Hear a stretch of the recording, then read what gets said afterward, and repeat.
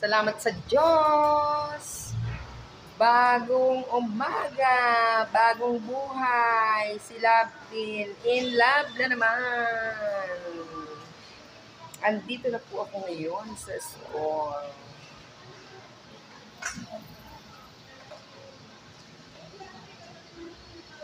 May mga kasama na po ako dito.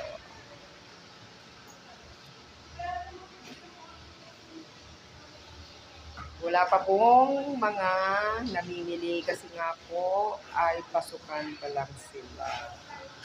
So mamaya po, recess o break time.